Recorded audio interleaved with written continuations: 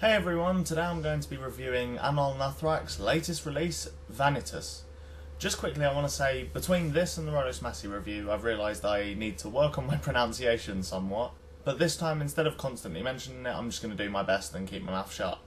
Anyway, Anaal Nathrakh are a British extreme metal band consisting of Mick Kenny and Dave Hunt. Together they create some of the most vicious, terrifying, nihilistic and bleak musical moments known to man.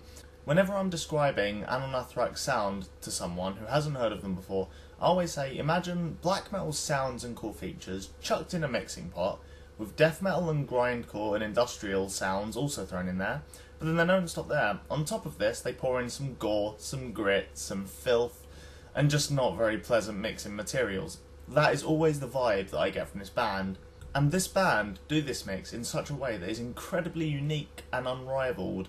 But I'll get to this point a bit later on. Back in 2001 they released their debut album, which is more or less just a straight up black metal album, and it was called The Codex Necro. It was a good album, yeah, solid album. The next album was entitled Domain Non Es Dignas, and it was also along the black metal lines. However, their third album, Eschaton, is where things started to get interesting for the band. This is where they introduced a more sort of filthy and thick sound, mixed with a bit more grindcore and death metal. Another noticeable thing about this release is that it was unbelievably melodic and catchy for such an extreme record. Basically what they did is, in between the band's blasts of noisy, filthy aggression, they were actually creating moments that were surprisingly memorable and catchy. But what really blows my mind is the fact they never compromised even a shred of brutality to put these features in. And as a result, the band had a really raw production style with such a gargantuan, earth-shattering sound in the melodies. The next album, Hell is Empty and All the Devils Are Here, stayed along these sort of lines, but the album I really want to talk about is their fifth release, In the Consolation of the Black Widow. This album introduced a much darker sound for the band. They had a lot more of the industrial side of things on this record. I also felt the other elements of their sound, the death metal and the grindcore, that's slightly less prominent in their music, was definitely kicked up a notch here. However, the main reason I'm actually mentioning this album is nothing to do with that. Those all helped, but the main reason is the production. On this record, they truly got the production down to a really fine art. It had this super thick, warm, but filthy and gritty sound to it, and they managed to tweak it so that the filth was definitely there in large quantities, and it made the brutal moments on this record sound super thick, dense and punishing. However, simultaneously, it was one of the cleanest productions they've done, and it made those melodic moments really stand out and sound just way bigger than they had before.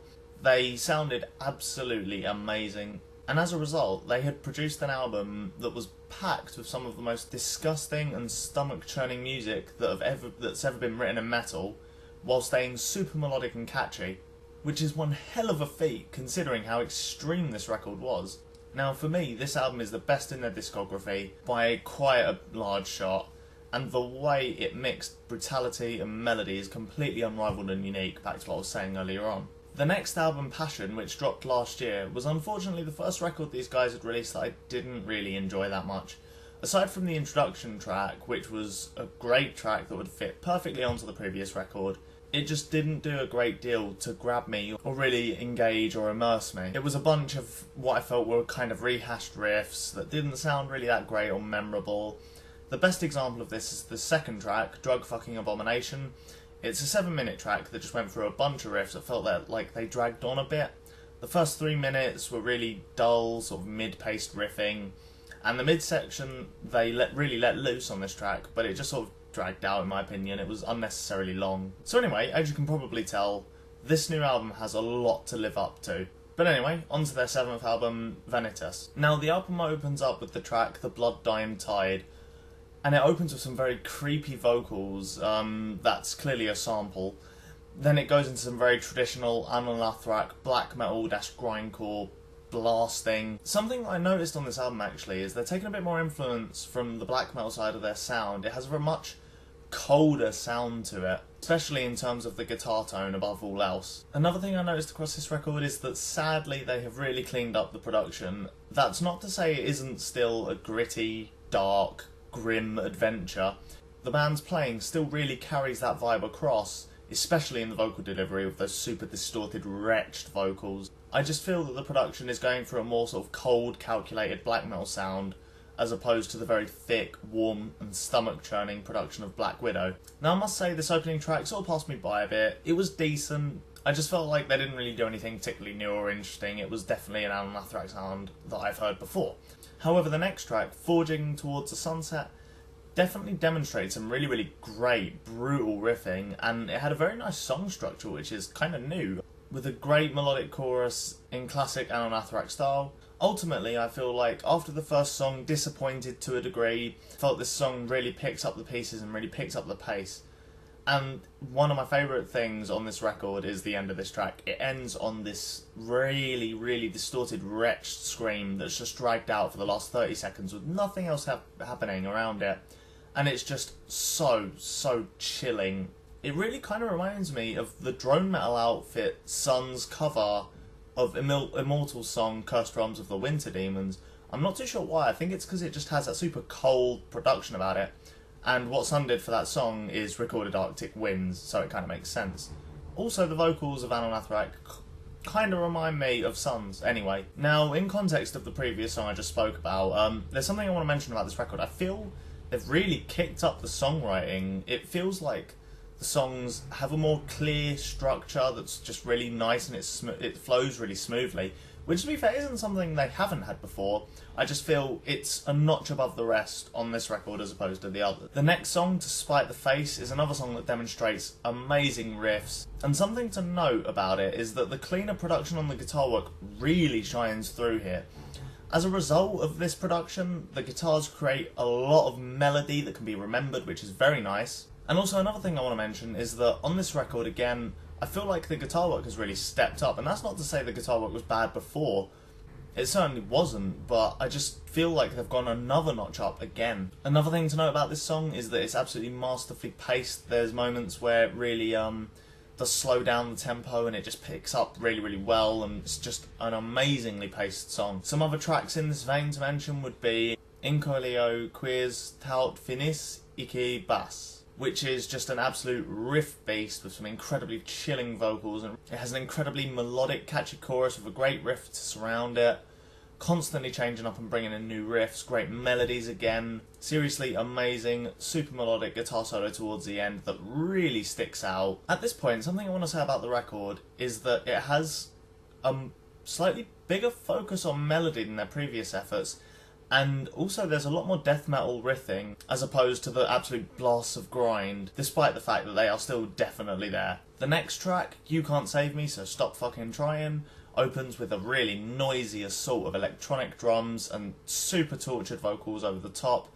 and then it eventually goes into this really nice rhythm that again has a bit more of a death metal feel to it, and I feel like this song really showcases their riff writing ability. It's just absolutely fantastic on this track. Having said that, there are still some interesting rhythms and also a very nice sense of melody on the chorus here too. The next track, Make Glorious, The Embrace of Saturn, opens with a very black metal, tremolo picked riff, and this song is just an assault of black metal and grind violence. There is no real room for a breather on this track. It's really one of the few tracks that doesn't have a clear chorus, and it is just completely unrelenting. But despite this, it still has that very cold, chilling, atmosphere about it, and the melodies created with guitar work are really nice here too. The next track, Feeding the Beast, opened with some mid-paced riffing and goes into some very bizarre, almost ever so slightly progressive guitar work, and I must admit, so far it's my least favourite moment on the album. That's not to say it's bad, it's just not as good as the rest. However, to hear this variation is definitely interesting and something I do like. Unfortunately though, this song, like I said, just falls a bit short of the rest of the album for me. It's really not engaging enough like the rest of the album was to justify its 5-minute length, which is the longest song on the album too. There are some nice sounds on this track though, especially towards the end, which sounds like really high-pitched, tortured screams, but I don't think it actually is. I'm pretty sure it's coming from a guitar, but to be honest, I'm not too sure.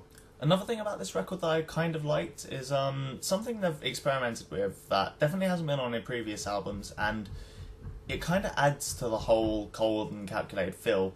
One song that has what I'm about to say on is Todas Somos Humanos, which opens with a very electronic-y drum sound almost, before going into a super crunchy death metal riff, and then the blasts come back and the electronic drums are used in small segments which just really sound great in my opinion. Again, there is some absolute masterful use of guitar work on this album to write awesome melodies that really stick in your head, and the last 30 seconds of this song is just some of the most badass riffing I've heard come from this band. Now, the last track on the album, A Metaphor for the Dead, opens up with an almost proggy, again slightly proggy influenced black metal riff, and as the song progresses it actually simmers down for about a solid 20 seconds, and it's just this really nice kind of chilled, lots of focus on the bass groove and the drums, some subtle guitar work over the top, and some, you know, the wretched vocals that have been on this album throughout. But then after this, I hear something that's actually very interesting. It's almost a very subtle metalcore influence on the breakdown with these absolute wailing guitars, and it just sounds really nice and crunchy and really violent. It just sounds great. And after this section, it kicks into one hell of a chorus. Again, this is one of the songs that has a slightly clearer song structure. It sort of repeats itself again, but I feel like it moves along quick enough to keep me engaged, and it doesn't repeat so much that I get bored. But after the second chorus on this song, it goes into this incredibly melodic guitar solo, and I must say, it just sounds freaking awesome. It just sounds massive, and eventually the guitars harmonise on this solo, and it just sort of keeps this same melody towards the end of it, and it just fades away, and it ends the album so freaking well. It's just such a gargantuan, almost epic vibe to it, which I never thought I'd really hear from an Anaal Nathrakh song. In summary, I feel like Anaal Nathrakh have really got back on the horse on this record. I love how it's the most melodic thing they've ever done, has a super black metal, cold and brutal vibe to it. I also love how they mix the genres together better than before, creating another mix of amazing extreme metal. I must admit, my only real gripe with this album is I do feel like, as a result of the cleaner production, it did lose some of the grit and some of the aggression, but like I said, I do feel like the band's playing carries it to a degree, but I do, again, wish the production was just ever so slightly dirtied up. However, despite that small gripe, I feel like this is a fantastic record. I'm absolutely loving it. Like I said, guitar work stepped up. It's quite varied, considering a little bit more variation would have been nice in the first half, as they demonstrated they can do in the second half. But regardless, great record. I'm loving it. It's one of the better metal records released this year, I'd say. I'm going to give this album an 8 out of 10. If you're not into extreme metal, I can understand, but to be honest, I would say if you're looking to get into black metal, grindcore, death metal, whatever, this band is a great place to start. It's actually how I got into extreme metal, which was through the album In the Consolation of a Black Widow. I feel like it's a great place to start in extreme metal, purely for the reason that it's just so freaking memorable for some reason, and the production is, again, despite the fact it's very dirty and gritty, it's still kind of clear and has a very nice quality about it. So it's definitely a good place to start if you're looking to get into extreme metal of any kind. Having said that, I definitely don't think this band are necessarily an entry-level black metal band or anything like that. I feel like if you're into your extreme metal, if you appreciate the sounds of black metal, grindcore, death metal already, you will find a lot of new things here. It's an incredibly interesting record, and I don't think it will bore you, so go for it. If you enjoyed this video, please like, comment and subscribe. Cheers for watching, and I'll catch you later.